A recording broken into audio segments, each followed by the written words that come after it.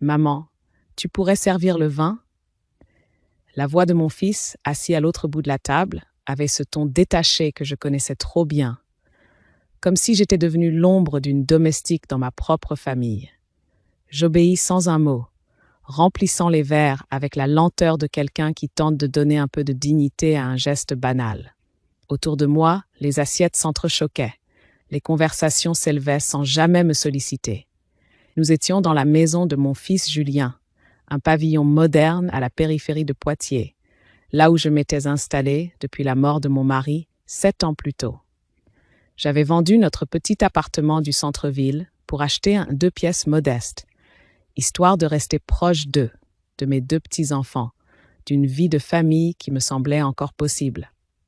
Mais ce soir-là, entre la rôtissoire fumante, les éclats de rire de ma belle-fille Claire et les regards indifférents, j'ai senti plus que jamais combien j'étais devenue étrangère. C'est à ce moment-là que mon téléphone a vibré dans ma poche. Je l'ai sorti discrètement, sous la nappe, pensant à un banal rappel médical ou un message d'une voisine. Mais non. 3 phrases, sèches comme un coup de fouet, apparurent sur l'écran. Levez-vous. Partez tout de suite. Ne dites rien à votre fils. Mon cœur s'est serré. Les lettres semblaient trembler devant mes yeux. Qui pouvait m'écrire une telle chose? Le numéro était masqué. Je levai la tête. Julien riait à une remarque de Claire. Personne n'avait remarqué mon trouble. Pourtant, mes mains tremblaient. Je rangeais le téléphone comme si rien n'était arrivé. Mais chaque seconde à la table me donnait l'impression d'être assise sur une poudrière. Je fis semblant de sourire quand mon petit-fils réclama du pain. Je coupais une tranche, posais la corbeille, tandis qu'en moi grondait une question lancinante. Qu'est-ce que je risquais ici, chez mon propre fils? Depuis la mort de mon mari, j'avais tout donné à cette famille. Mon temps, mes économies, ma tendresse. Quand Julien et Claire avaient voulu acheter cette maison, c'est moi qui avais apporté l'apport nécessaire. 40 000 € patiemment mis de côté durant des décennies de travail à la bibliothèque municipale. Il m'avait promis que j'aurais toujours ma place ici comme une seconde maison. Mais très vite, j'avais compris. Ma place, c'était celle de la nounou gratuite, de la cuisinière silencieuse, de la vieille femme qu'on tolère mais qu'on n'écoute pas. Le SMS brûlait encore dans ma poche. Une voix intérieure me suppliait de me lever, de partir comme on fuit un incendie. Mais mes jambes refusaient. Et si ce n'était qu'une blague cruelle, ou pire, un piège pour me faire passer pour folle, Claire, avec ses sourires de façade, n'avait-elle pas déjà insinué que je perdais un peu la tête? Je pris une gorgée d'eau, mon regard se posa sur la nappe blanche, sur les couteaux parfaitement alignés. Un détail me frappa. À côté de mon assiette, il manquait le couvert complet. Pas de couteau à viande, pas de serviette repassée comme pour les autres. Comme si, dès le départ, ma place avait été bancale, réduite. Un deuxième message vibra dans ma poche. Cette fois, mon souffle se coupa. Faites confiance, votre vie en dépend. Je lâchai ma fourchette, qui tomba dans mon assiette avec un bruit sec. Julien leva les yeux, agacé. « Tout va bien, maman ?» J'acquiesçai aussitôt. Un sourire forcé collé aux lèvres. « Oui, oui, juste un peu fatigué. » Claire haussa les épaules, déjà tournée vers sa belle-sœur. Ils ne virent pas mes mains crispées sur le tissu. La panique et la lucidité se disputaient mon esprit. Avais-je été naïve? Depuis des mois, des détails étranges s'accumulaient. Julien qui me demandait de signer des papiers pour simplifier les démarches. Claire qui parlait avec insistance d'une assurance vie que les retraités prévoyants faisaient toujours. Et maintenant, ces messages. Étais-je devenue la cible d'un plan soigneusement monté? Mon cœur battait si fort que je craignais qu'ils l'entendent. Je baissai les yeux, pris ma serviette, et sous prétexte d'aller chercher du sel à la cuisine, je me levai enfin. Personne ne me retint. Derrière la porte battante, loin des regards, je sortis mon téléphone. Mes yeux relirent ces mots terribles. « Votre vie en dépend. » Une sueur froide coula le long de ma nuque. Était-ce de la paranoïa ou bien la vérité nue? Je repensais à la conversation de l'après-midi. Ma voisine, ancienne infirmière, m'avait parlé d'un décès suspect dans la commune voisine. Une vieille dame tombée brutalement dans l'escalier après un dîner de famille. On dit qu'elle avait signé un testament au profit de sa belle-fille. J'avais frissonné à l'époque. Ce soir, ce souvenir me glaçait.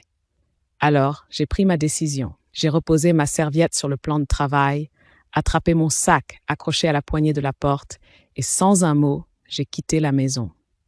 Mes pas résonnaient sur l'allée pavée comme ceux d'une fugitive. Le ciel de Poitiers s'était assombri. Les lampadaires jetaient une lumière jaune sur le trottoir. Je respirais profondément l'air froid, comme si chaque bouffée était un sursis. J'ignorais qui m'avait écrit, j'ignorais de quoi exactement je venais d'échapper. Mais une certitude s'imposait.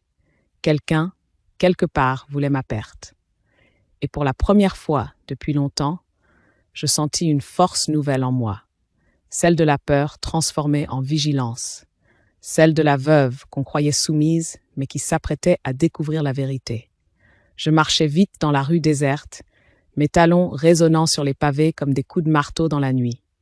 Mon sac battait contre ma hanche et chaque pas m'éloignait de cette maison qui, 1 heure plus tôt encore, représentait pour moi un semblant de famille. Désormais, elle n'était plus qu'un piège d'où je m'étais échappé par miracle. Je pris à droite, vers la petite place éclairée par la vitrine du boulanger, fermée depuis longtemps, mais la lumière de sécurité donnait une impression rassurante. Je m'arrêtais, tentant de calmer mon souffle. Autour de moi, le silence était presque complet, seulement troublé par le bruissement des feuilles et le lointain vrombissement d'une voiture sur la nationale. Je sortis mon téléphone. L'écran brillait dans l'obscurité. Aucun nouveau message. Le numéro restait masqué. Qui pouvait bien veiller sur moi de cette façon? Je pensais à Marc, un ancien collègue de la bibliothèque, devenu notaire. Il avait toujours eu un regard attentif, presque protecteur. Mais pourquoi m'aurait-il prévenu de façon aussi mystérieuse? À moins que ce soit quelqu'un de plus proche, quelqu'un qui connaissait les dessous de cette famille mieux que moi. Peut-être un voisin, un ami, ou même une âme compatissante à l'intérieur. L'idée me glaça, et si c'était l'un de mes petits-enfants qui avait trouvé le moyen de me prévenir en cachette? Je rangeai le téléphone, serrai mon manteau contre moi et repris ma marche. Mon appartement n'était pas loin, une 15aine de minutes à pied. Mais chaque recoin sombre, chaque ombre mouvante me semblait désormais menaçante. Arrivé devant l'immeuble, je glissai ma clé dans la serrure avec des doigts tremblants. La porte céda, lourde, familière, protectrice. Enfin, j'étais chez moi. Je posai mon sac sur la table, m'assis dans le fauteuil près de la fenêtre. Le silence de mon petit 2 pièces contrastait cruellement avec le vacarme de la soirée. J'enlevai mes chaussures, massai mes chevilles douloureuses et pris une grande respiration. Mais la peur restait collée à ma peau, comme une seconde couche invisible. Je rallumai mon téléphone. Les 2 messages brillaient encore. « Levez-vous, partez tout de suite. Puis, faites confiance, votre vie en dépend. » À mesure que je les relisais, une évidence s'imposait. Ce n'était pas une mauvaise plaisanterie. Ces mots portaient la gravité d'un avertissement sincère. Je les sentais, viscéralement.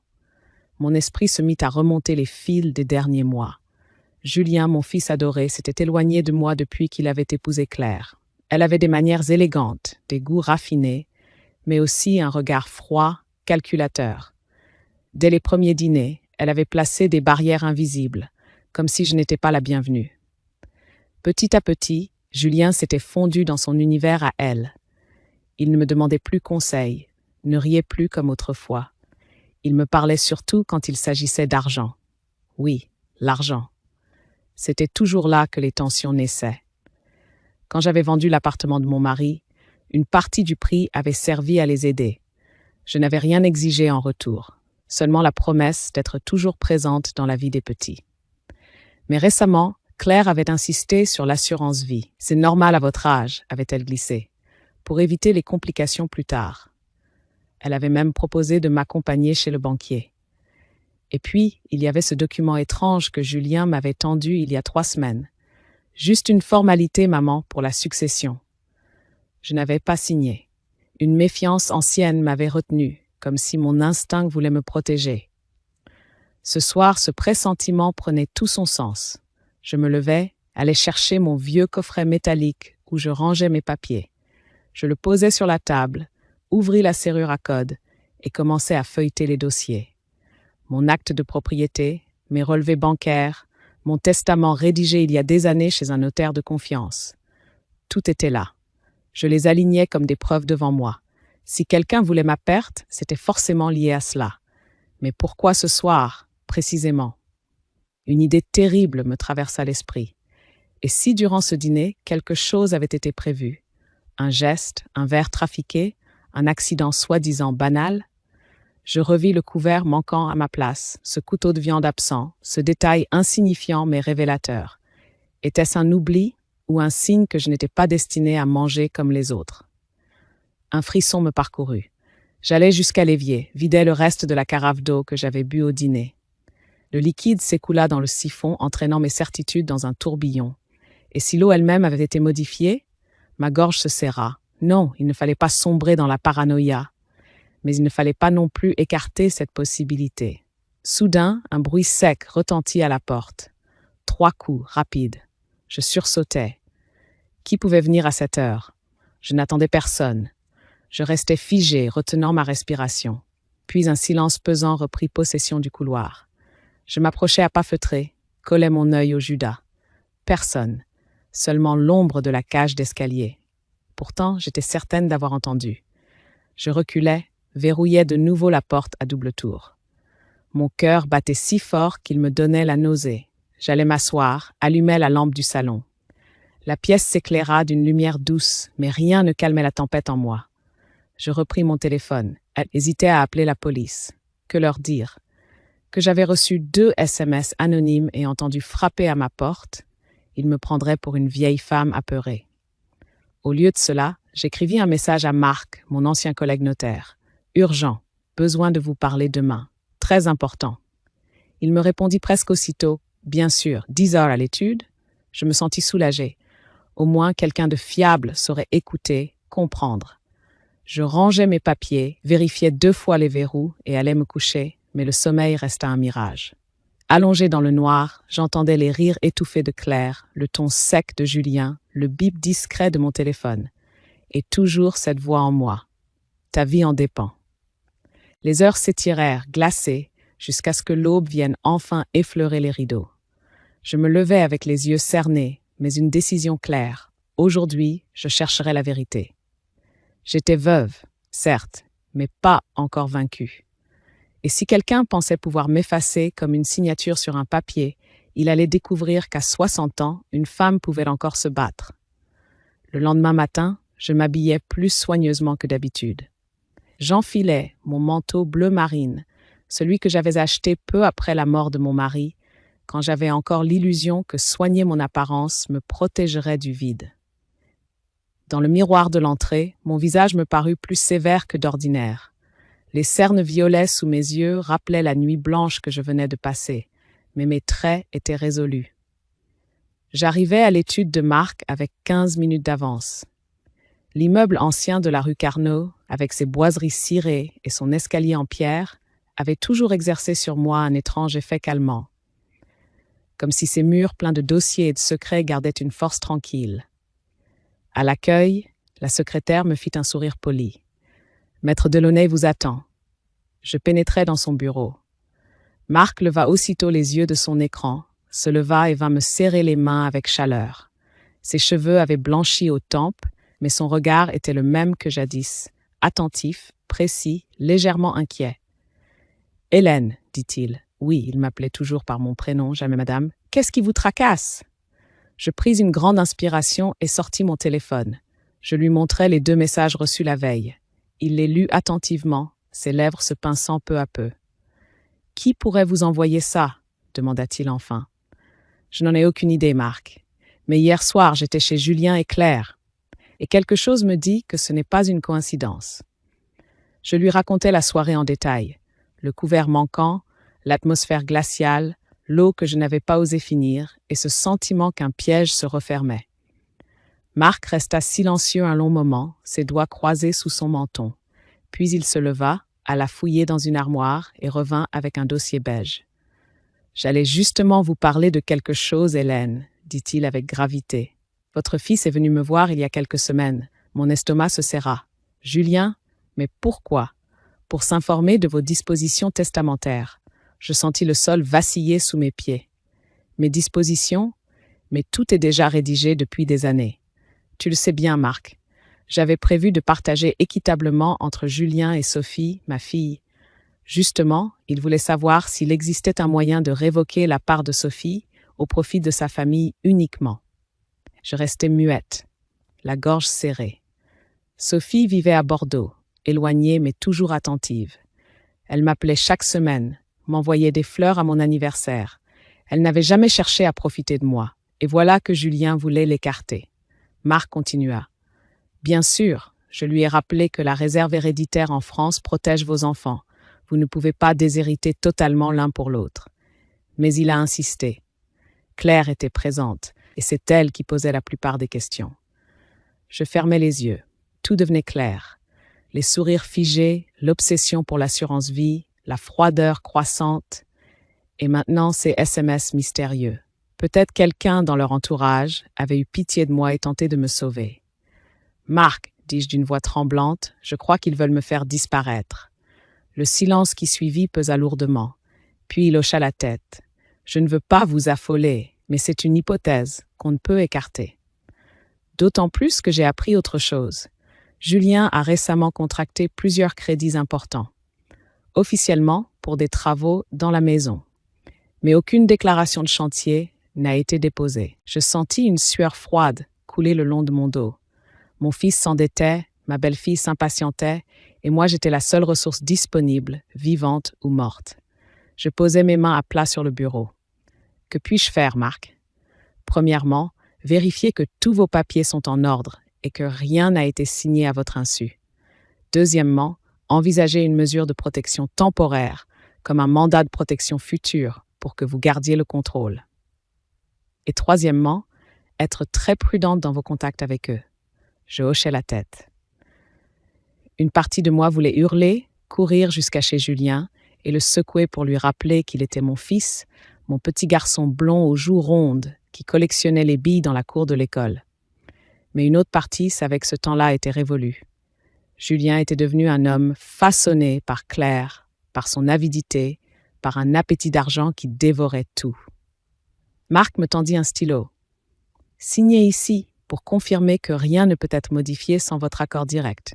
Je garderai une copie sécurisée. » Je signais, la main tremblante mais déterminée. En posant le stylo, je sentis une étrange énergie m'envahir. Pour la première fois depuis longtemps, je n'étais plus seulement une victime. Je devenais actrice de ma survie. En sortant de l'étude, l'air vif de la rue me fouetta le visage. Le ciel gris de Poitiers pesait bas, mais je me sentais plus droite que jamais. Pourtant, une image me hanta, celle de Claire, son sourire froid, son regard culateur. Et une question brûlait mes lèvres. Jusqu'où serait-il capable d'aller? Sur le chemin du retour, je m'arrêtais au marché. J'achetais du pain, des pommes, un peu de fromage, de quoi remplir ma table et rappeler à moi-même que j'étais encore vivante. Mais je ne pus m'empêcher de remarquer un détail troublant. En traversant la place, je sentis qu'on me suivait. Un homme, la quarantaine, manteau sombre, se tenait à quelques mètres derrière moi. Chaque fois que je m'arrêtais à un stand, il feignait de regarder autre chose. Mais ses yeux glissaient vers moi avec insistance. Mon cœur accéléra. Était-ce un hasard? Ou bien un signe que la menace était plus proche que jamais? Je rentrais chez moi les bras chargés de provisions, mais mes pensées étaient bien trop lourdes pour sentir le poids du cabas. En poussant la porte de mon appartement, je jetai un dernier regard en arrière. L'homme en manteau sombre n'était plus là. Disparu comme une ombre, avalé par la foule. Pourtant, le malaise restait, glacial, planté dans mon ventre. Je posai le pain et les pommes sur la table, enfilai mes lunettes et me mis à vérifier mes papiers une nouvelle fois, comme pour m'ancrer dans quelque chose de tangible.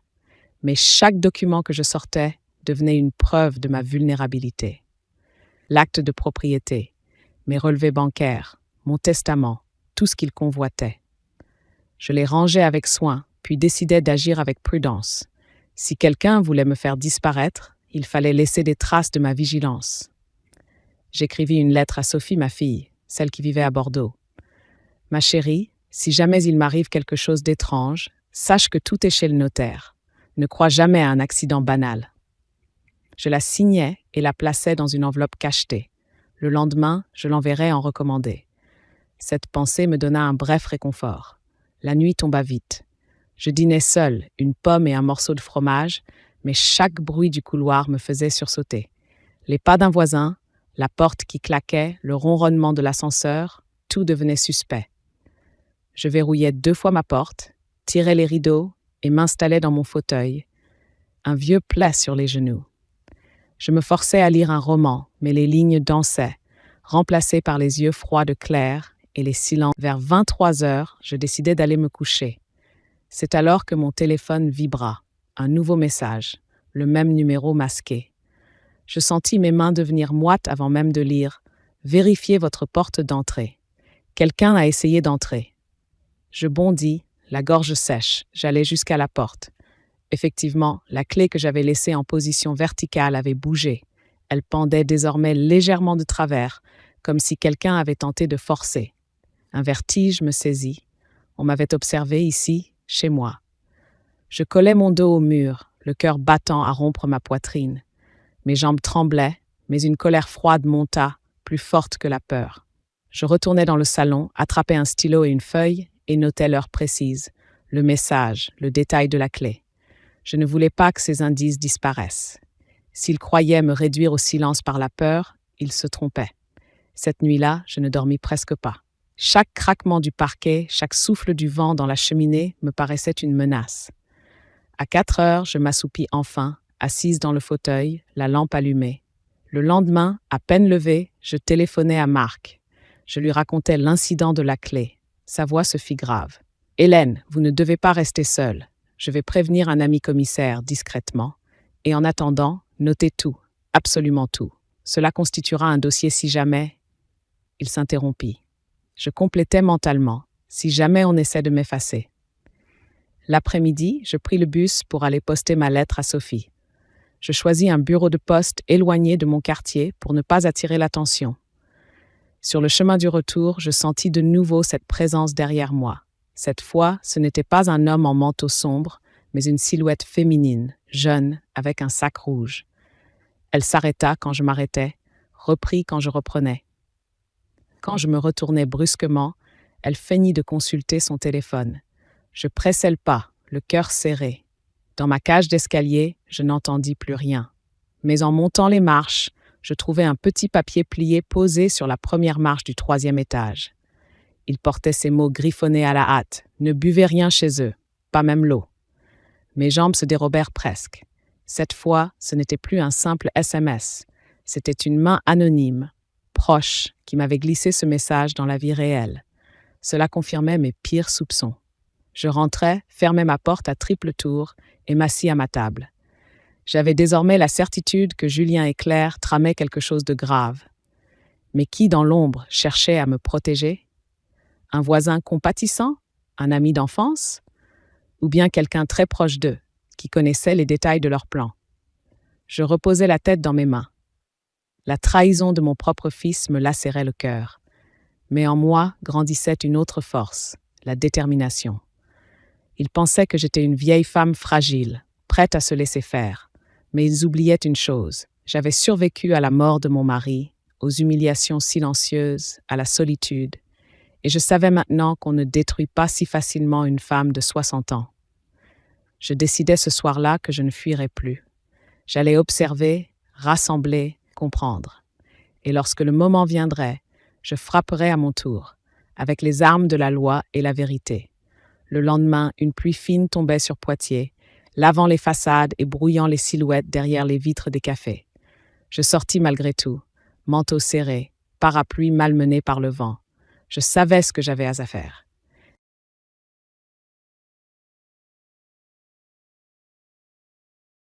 Marc m'avait conseillé de chercher des preuves concrètes des dettes de Julien. Il ne pouvait pas, pour l'instant, agir à ma place sans éveiller leurs soupçons, mais il m'avait soufflé une piste. Aller voir la banque où j'avais encore un compte commun, ouvert jadis pour aider Julien à gérer son prêt étudiant. Ce compte n'était plus utilisé depuis des années, mais mon nom figurait toujours dans leur fichier. Peut-être y trouverais-je une trace. À l'agence, rue Magenta, l'odeur familière du bois ciré et du café brûlé me donna un semblant de courage. Une jeune conseillère m'accueillit avec un sourire professionnel. « Madame Martin, que puis-je faire pour vous ?» J'expliquai que je voulais simplement vérifier mes informations personnelles. Elle tapa sur son clavier, fronça légèrement les sourcils, puis se leva pour aller chercher un dossier papier. Quand elle revint, ses yeux avaient changé. « Vous êtes toujours cotitulaire sur un compte épargne avec votre fils Julien Martin, dit-elle. Mon cœur fit un bond. Je croyais ce compte fermé depuis longtemps. « Non, je n'ai rien signé, murmurai-je. Elle hésita, puis ajouta « Il y a eu plusieurs mouvements importants ces derniers mois. Des virements, des prélèvements pour des organismes de crédit. Je demandais un relevé imprimé. Les chiffres sautèrent à mes yeux. 15 000 € par-ci, 10 000 par-là. Des échéances régulières pour un crédit à la consommation. Et surtout, une ligne terrifiante, un retrait en liquide de 8 000 € effectué la semaine dernière. Tout cela au nom de Julien, mais sur un compte où figurait aussi ma signature. Je ressortis de la banque, avec le papier plié dans ma poche, trempé par la pluie, mais glacé surtout par cette découverte. Mon fils utilisait mon nom, peut-être même ma caution, pour alimenter ses dettes. Et Claire devait être derrière tout cela, avec son sourire froid et ses manières de bourgeoise. Je rentrai à mon appartement, le cœur battant. J'étalai le relevé sur ma table, à côté du petit papier griffonné trouvé dans l'escalier. Ne buvez rien chez eux. Les pièces du puzzle commençaient à s'assembler. Ils étaient acculés, endettés jusqu'au cou. Et moi, j'étais l'obstacle, ou plutôt la solution, si je disparaissais. Vers 17 heures, alors que je rassemblais mes notes dans un cahier, quelqu'un frappa à ma porte. 3 coups lents, réguliers. Je retins mon souffle. « Madame Martin ?» La voix était douce, féminine. Je reconnus vaguement la voisine du dessus, une étudiante en droit. Je déverrouillai avec précaution. Elle se tenait là, un parapluie dégoulinant à la main. Ses yeux cernés trahissaient une nuit blanche. Elle hésita, puis chuchota. « C'est moi qui ai laissé le mot sur l'escalier. » Je crus que mes jambes allaient céder. Mais pourquoi? Elle jeta un regard nerveux derrière son épaule. Parce que je les ai entendus. Votre belle-fille et votre fils. Un soir, la semaine dernière, j'étais dans la cage d'escalier. La porte était entrebâillée. Ils parlaient d'un dîner, d'un plan pour vous faire signer des papiers. Et puis Claire a dit quelque chose qui m'a glacée. Elle ne se réveillera même pas. Je sentis une nausée me submerger. La jeune femme serra mon bras. Je ne pouvais pas garder ça pour moi. Mais je vous en prie, ne dites pas que ça vient de moi. Il pourrait me faire du mal aussi. Je hochai la tête, incapable de parler. Elle s'éclipsa, me laissant seule avec ces mots qui résonnaient comme une condamnation. Je restai longtemps assise, les yeux fixés sur le vide. Alors c'était pas une paranoïa. Il voulait vraiment m'éliminer. Et le dîner de l'autre soir avait peut-être déjà été. Puis je fis des photocopies de chaque document et les rangeai dans 3 enveloppes distinctes. Une pour Marc, une pour Sophie, une pour moi. Si jamais il tentait quelque chose, la vérité finirait par éclater. La nuit venue, je ne trouvais pas le sommeil. Je restais dans mon fauteuil, une lampe allumée, prête à bondir au moindre bruit. J'avais peur, oui, mais une peur qui se transformait lentement en rage. Mon propre fils, mon Julien. Il avait été mon rayon de soleil après la mort de son père. Et voilà qu'il complotait avec sa femme contre celle qu'il avait nourrie, aimée, protégée. Au petit matin, je me regardais dans le miroir. Mes yeux étaient rougis, mais brillants d'une lueur nouvelle. Je murmurais à voix basse « Vous croyez que je suis faible, mais vous ignorez que je suis prête désormais. » Et à cet instant, j'eus la certitude qu'une partie de moi venait de renaître. Le matin suivant, je pris mon sac, mes papiers et les copies soigneusement rangées dans une pochette cartonnée. J'avais dormi à peine 2 heures, mais une clarté nouvelle éclairait mes pensées. Je n'étais plus seulement une vieille femme qu'on pouvait manipuler. J'étais prête à contre-attaquer. À 10 heures, je retrouvai Marc à son étude. Ses sourcils se froncèrent quand je lui tendis le relevé bancaire et le récit griffonné de ma voisine. Il lut en silence, ses doigts tapotant nerveusement le bureau. « Hélène, murmura-t-il enfin, c'est plus grave encore que je ne l'imaginais. Votre fils vous a exposé juridiquement et peut-être physiquement. » Je baissai les yeux. « C'est mon sang, Marc. Comment a-t-il pu en arriver là ?» Il soupira profondément. L'argent déforme les âmes. Et Claire, je crois que c'est elle qui tient les rênes. Mais il faut agir vite. Il prit son téléphone, composa un numéro. Commissaire Bernard? Oui, c'est Marc Delaunay. Je souhaiterais vous voir en urgence au sujet d'une cliente menacée dans le cadre familial. Oui, c'est sérieux. Moins d'une heure plus tard, nous étions assis dans un bureau du commissariat de Poitiers, face à un homme trapu, cheveux poivre et sel, regard franc. Le commissaire Bernard écouta sans m'interrompre, notant chaque détail. Les SMS, le couvert manquant, la clé bougée, le mot griffonné par ma voisine, et enfin, les dettes sur le compte. Quand je terminai, il resta silencieux un instant, puis déclara « Madame Martin, ce que vous décrivez ressemble fort à une tentative d'escroquerie familiale, possiblement doublée d'un projet criminel. Nous allons ouvrir un dossier, mais il vous faudra rester discrète. Ne changez rien à vos habitudes, et surtout, ne les affrontez pas directement pour l'instant. » Je hochai la tête, bien que mon cœur hurlât d'envie d'aller secouer Julien jusqu'à ce qu'il retrouve la mémoire de son enfance. Bernard ajouta « Nous allons discrètement placer une surveillance autour de votre immeuble, et je vais demander à ce que vos comptes soient gelés à toute intervention extérieure. Vous êtes en sécurité, du moins pour l'instant. » En sortant du commissariat, un mélange étrange m'habitait. Peur, soulagement, colère. Marc me glissa à l'oreille. « Tenez bon, Hélène. » Il ne se doute de rien, mais dès l'après-midi, le piège se resserra. Mon téléphone sonna. Julien. Sa voix douce, en apparence, vibrait d'une nervosité mal contenue. « Maman, tu n'as pas l'air bien ces derniers temps. Claire et moi pensions venir dîner chez toi demain soir. Ça te ferait du bien. » Je restai un moment sans répondre. Ce n'était pas une invitation, c'était une convocation. Le ton déguisait mal une intention. Je pris une inspiration. « Oui, bien sûr, répondis-je d'une voix calme. À demain, 19 heures. » Quand je raccrochais, mes mains tremblaient. Il venait chez moi cette fois. Le lendemain, je préparais mon appartement comme d'habitude. Une nappe propre, quelques bougies, un repas simple. Mais dans le buffet du salon, soigneusement dissimulé, j'avais placé mon dictaphone et une caméra miniature prêtée par le commissaire. Chaque mot prononcé ce soir-là serait enregistré. À 19 heures pile, la sonnette retentit. J'ouvris. Julien entra le premier, l'air crispé sous un sourire artificiel. Claire le suivait, impeccable dans une robe sombre, son parfum envahissant mon couloir comme une fumée froide. « Comme c'est charmant !» dit-elle en balayant la pièce du regard. « Tu as vraiment fait un effort, Hélène. » Je leur servis du vin, une bouteille que j'avais soigneusement ouverte sous leurs yeux. J'en bus la première gorgée, sans les quitter du regard. Claire eut un petit sourire ironique. Julien, lui, paraissait nerveux, tripotant sans cesse sa serviette. Les premières minutes se passèrent en banalité forcée. Puis Claire lança d'une voix mielleuse. « Tu sais, Hélène, nous nous inquiétons beaucoup pour toi. À ton âge, il est dangereux de rester seule. Si jamais il t'arrivait quelque chose, tout serait si compliqué. » Je posai lentement mon verre, fixai son visage. « C'est gentil de vous soucier de moi, mais ne vous inquiétez pas, je prends mes précautions. » Un silence tomba, lourd. Julien tout sauta. « Justement, maman, on pensait que ce serait plus simple si tu signais quelques papiers. Pour nous aider à gérer au cas où. » Je sentis ma gorge se serrer, mais je restai impassible. « Quel papier ?» demandai-je d'une voix douce.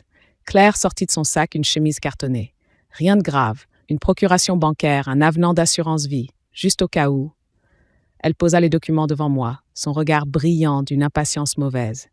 J'entendis presque son souffle se retenir. Je souris. « Merci. Je les lirai tranquillement après votre départ. » Julien pâlit. Claire, elle, garda son sourire figé, mais ses yeux lançaient des éclairs. « Voyons, Hélène, tu peux signer tout de suite. C'est purement administratif. » Je pris le stylo qu'elle m'avait tendu. Je le tournai entre mes doigts, le laissai tomber sur la table. Puis je les regardai fixement. « Vous savez, je ne suis pas née d'hier, et je n'ai pas l'intention de disparaître pour vous faciliter la vie. » Le silence fut glacial. Julien baissa les yeux. Claire se raidit. Son masque craqua l'espace d'un instant. Je vis la haine pure. Mais je savais que chaque mot, chaque geste était enregistré. Quand ils partirent enfin, sans signature, je verrouillai la porte et m'effondrai sur ma chaise. J'avais tenu, mais le combat ne faisait que commencer. Le lendemain du dîner, Je me réveillais avec la gorge sèche et un goût amer dans la bouche, comme si j'avais avalé du poison invisible. Les visages de Julien et de Claire tournaient encore dans ma tête. J'entendais le cliquetis du stylo qu'elle m'avait tendu, le regard fuyant de mon fils, la froideur acide de sa femme. Mais au milieu de ce tumulte, une lueur de satisfaction persistait. Je ne m'étais pas laissé piéger. À 9 heures, le commissaire Bernard frappa à ma porte. Il entra d'un pas décidé, accompagné d'un jeune inspecteur. Je leur offris un café, mes mains tremblant encore. Le commissaire posa sur la table un petit boîtier noir. « Nous avons récupéré vos enregistrements. J'ai écouté une partie cette nuit. Vous avez bien fait, Madame Martin. Le ton employé par votre belle-fille est sans équivoque. Pression, manipulation, tentative d'obtenir une signature sous contrainte. Je sentis mes yeux s'embuer. Alors, vous allez agir ? Pas encore officiellement, dit-il. Ce n'est pas suffisant pour les accuser d'une tentative d'homicide. Mais c'est un premier pas. Continuez à coopérer. Je hochai la tête. L'après-midi, je reçus un appel inattendu. C'était Sophie, ma fille. Sa voix était vive, inquiète. « Maman, est-ce que tout va bien ? Julien m'a appelé. Il m'a dit que tu étais étrange, que tu avais des idées noires. Je faillis laisser tomber le combiné. »« Quoi ? Oui, il m'a dit qu'il était très inquiet, que tu refusais toute aide et que tu te méfiais sans raison. Il m'a même suggéré de venir passer quelques jours pour surveiller ton état. » Je compris aussitôt. Il tentait maintenant de me faire passer pour folle, pour une vieille femme perdant la tête. Si Sophie, de bonne foi, se mettait à douter, alors tout basculerait. « Écoute-moi bien, ma chérie, répondis-je d'une voix ferme. Je vais bien. Je suis fatiguée, oui, mais je n'ai jamais été plus lucide. Méfie-toi des paroles de ton frère. Et si tu viens, ne le dis pas.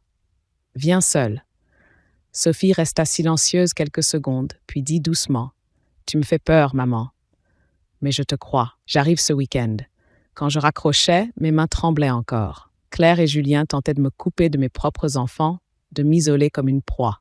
Mais cette fois, j'avais un allié, ma fille. Le vendredi soir, une enveloppe glissée sous ma porte m'attendait en rentrant des courses. Pas de nom, pas d'adresse. À l'intérieur, une photocopie froissée d'un document officiel. Je lus et mon sang se glaça. Assurance vie, bénéficiaire unique, Monsieur Julien Martin. Montant garanti, 250 000 €. C'était mon contrat, mais je n'avais jamais signé une telle modification. Je m'assis lourdement. Quelqu'un avait osé falsifier ma signature. Les lettres maladroites, les courbes forcées. Ce n'était pas ma main. Je téléphonai aussitôt à Marc. « Ce document, dit-il après un silence, est une falsification évidente, mais le fait qu'il existe prouve qu'ils ont déjà essayé de vous devancer. Hélène, nous tenons là un élément accablant. » Je restais pétrifié, le papier entre mes doigts. Ils ne se contentaient plus d'attendre ma chute. Ils avaient déjà préparé le terrain pour s'emparer de tout, une fois que je ne serais plus là. Le lendemain matin, Sophie arriva par le premier train. En la serrant dans mes bras, j'eus l'impression de retrouver un souffle de vie. Elle s'installa dans mon petit salon et je lui racontai tout, sans rien omettre. Les messages anonymes, les tentatives de signature, l'avertissement de la voisine et enfin la falsification. Ses yeux s'agrandirent d'horreur. « Mais maman, c'est criminel. Tu ne peux pas rester seule une minute. » Je posai ma main sur la sienne. « Je ne suis pas seule, ma chérie. Toi, Marc, le commissaire. Nous allons leur résister. » Sophie serra les dents. Julien était si proche de moi quand on était enfant. Je ne comprends pas. Moi non plus. Mais Claire a su appuyer sur ses faiblesses. L'argent, la fierté, et il a sombré. En fin d'après-midi, le téléphone sonna. C'était Claire. Sa voix était glacée. « Hélène, il paraît que tu reçois du monde. Quelle joie de voir que tu n'es pas si seule. Julien et moi viendrons demain.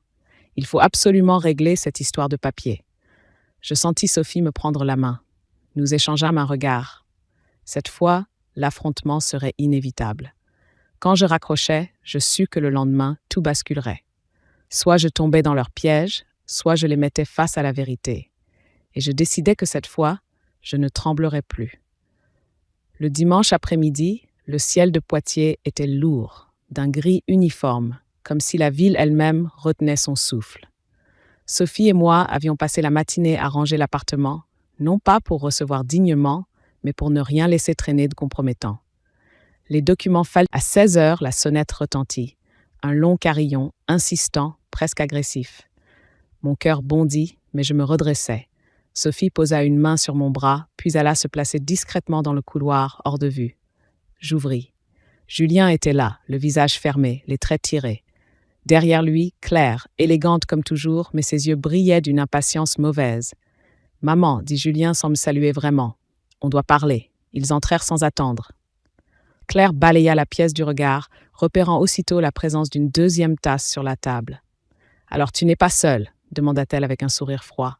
Avant que je ne réponde, Sophie sortit du couloir. Claire eut un petit rictus. Comme c'est touchant, la fille modèle qui vient protéger sa vieille maman. Julien serra les poings. « Maman, il faut en finir. On ne peut pas continuer comme ça. » Ces papiers. Je m'assis calmement, les fixant tour à tour. « Quels papiers, Julien? Ceux que ta femme m'a fait glisser l'autre soir, ou bien ceux qu'on a falsifiés à mon nom pour toucher mon assurance vie? » Le silence tomba, glacial. Les yeux de Julien s'écarquillèrent, mais Claire resta implacable. « Tu n'as aucune preuve, dit-elle. » Je souris doucement. « Détrompe-toi.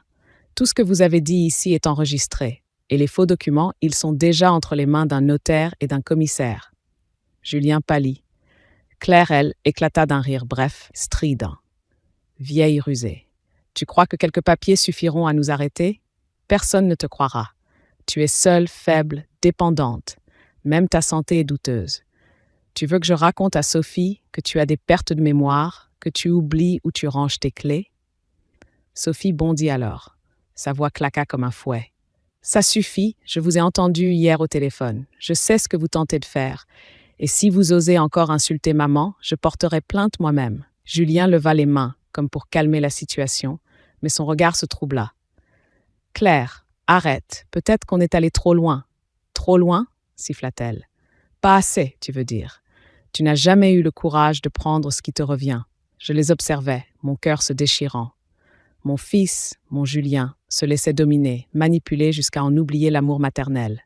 Pourtant, une fissure apparaissait dans son visage. Ses lèvres tremblaient, ses yeux évitaient les miens. Alors je pris ma chance. « Julien, regarde-moi. Je suis ta mère. Tout ce que j'ai fait, je l'ai fait pour toi, pour ta sœur. J'ai vendu ma maison pour vous aider, et maintenant, tu me laisses aux griffes de cette femme. » Il déglutit, secoua la tête, mais ne répondit pas. Claire posa sa main griffée de bagues sur son bras comme une chaîne invisible. N'écoute pas ses pleurnicheries. Elle dramatise. Elle ne comprend rien. C'est à ce moment-là que le téléphone de Sophie vibra. Elle regarda l'écran, puis me montra discrètement. « Commissaire Bernard. » Elle décrocha en mode haut-parleur. « Oui, Mademoiselle Martin, dit la voix grave, nous avons avancé dans l'enquête. D'après nos vérifications, votre frère et sa femme ont déjà tenté de falsifier une procuration bancaire au nom de votre mère. Les preuves sont solides. Nous allons passer dans la soirée pour prendre des dépositions. » Un silence pétrifia la pièce.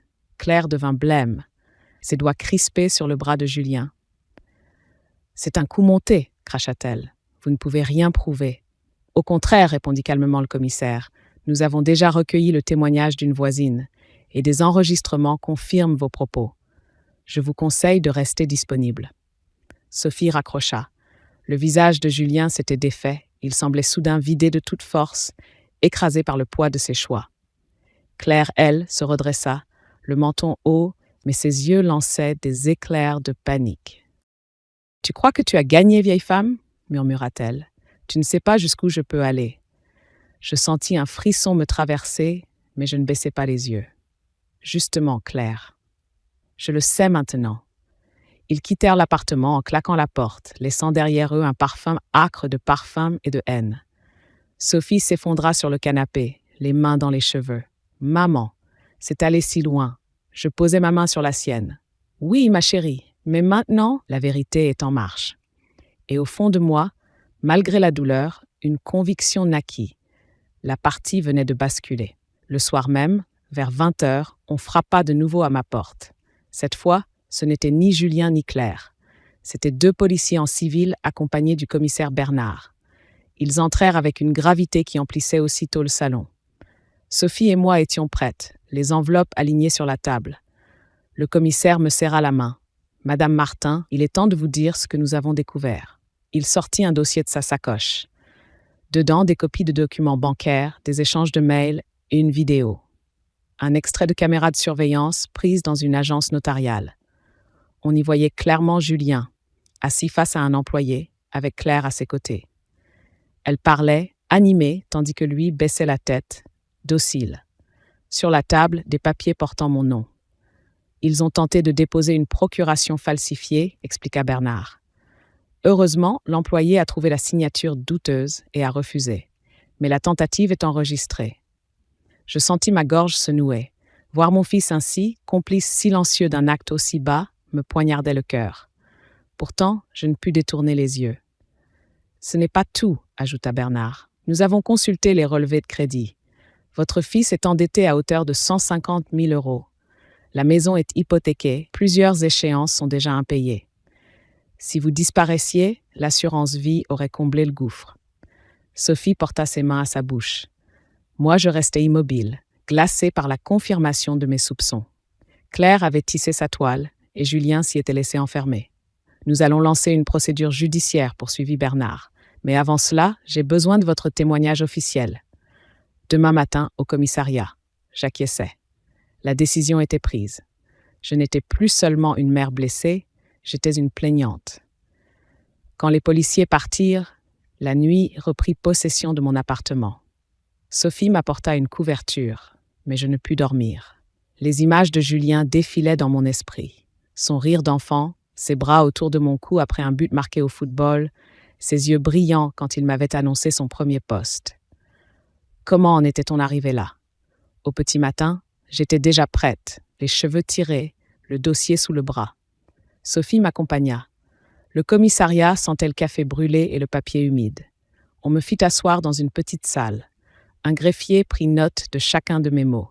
Je racontais tout, du premier SMS à la visite tendue de la veille. Chaque détail me paraissait à la fois douloureux et libérateur. À la fin, Bernard posa sa main sur la table. « Madame Martin, nous allons convoquer votre fils et sa femme pour une audition. Mais je dois vous préparer à une chose. Il se peut que Julien nie, qu'il rejette toute la faute sur Claire. » Je fermai les yeux. S'il me rejette moi, sa mère, alors il sera perdu pour toujours. En sortant du commissariat, je fus surprise par Le soir, je reçus un appel de Bernard. Sa voix était plus grave que d'habitude. « Nous avons interrogé votre fils. Il a craqué. Il a tout avoué. Je crus que mes jambes allaient céder. Tout, oui, les dettes, la procuration falsifiée, l'assurance vie, mais surtout, il a reconnu que Claire avait envisagé de vous endormir doucement lors d'un dîner. Une intoxication médicamenteuse glissée dans un verre de vin. Je restais pétrifiée, la main crispée sur le combiné. La menace avait été réelle, précise, planifiée. Julien a dit qu'il n'avait pas eu le courage, qu'il espérait toujours vous convaincre de signer. Mais Claire, elle, voulait aller plus loin. Je sentis mes larmes couler enfin. Non pas seulement de peur, mais de tristesse infinie. Mon fils avait été assez lâche pour participer, mais pas assez fort pour m'arrêter. Sophie m'entoura de ses bras. « Maman, tu es en vie, c'est ça qui compte. » Je murmurais d'une voix cassée. « En vie, oui, mais à quel prix ?» Cette nuit-là, pour la première fois depuis des semaines, je dormis profondément. Peut-être parce que la vérité, aussi terrible soit-elle, était enfin sortie de l'ombre.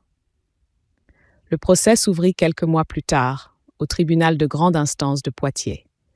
Le bâtiment, que j'avais toujours trouvé imposant, m'apparut ce jour-là comme une forteresse où je devais déposer non seulement mes preuves, mais aussi une partie de mon âme. Dans la salle, Claire s'avança la première. Toujours élégante, robe sombre, cheveux relevés avec soin. Mais cette fois, son masque de froide assurance ne trompait plus personne. Ses yeux brillaient d'une colère contenue. Ses lèvres tremblaient légèrement.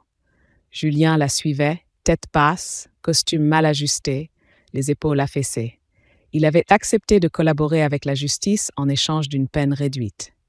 Mais il évitait mon regard, incapable de soutenir les yeux de celle qu'il avait mis au monde. Marc s'assit à ma droite. Sophie était derrière moi, sa main posée sur mon épaule comme une ancre. Le commissaire Bernard, témoin clé, me salua d'un discret signe de tête. L'audience dura des heures. Les juges examinèrent les enregistrements, les documents falsifiés, les relevés bancaires. La voix de Claire, captée dans mon salon, résonna dans la salle. Elle ne se réveillera même pas. Un frisson parcourut l'assemblée. Julien, blême, se couvrit le visage de ses mains. Quand vint mon tour, je me levai. Ma voix tremblait au début, mais je retrouvai vite une clarté que je ne soupçonnais pas. Je racontais tout. Les SMS anonymes, la clé déplacée, le papier trouvé dans l'escalier, le dîner où l'on avait tenté de me faire signer sous la contrainte. J'expliquais comment la peur s'était transformée en vigilance, puis en force.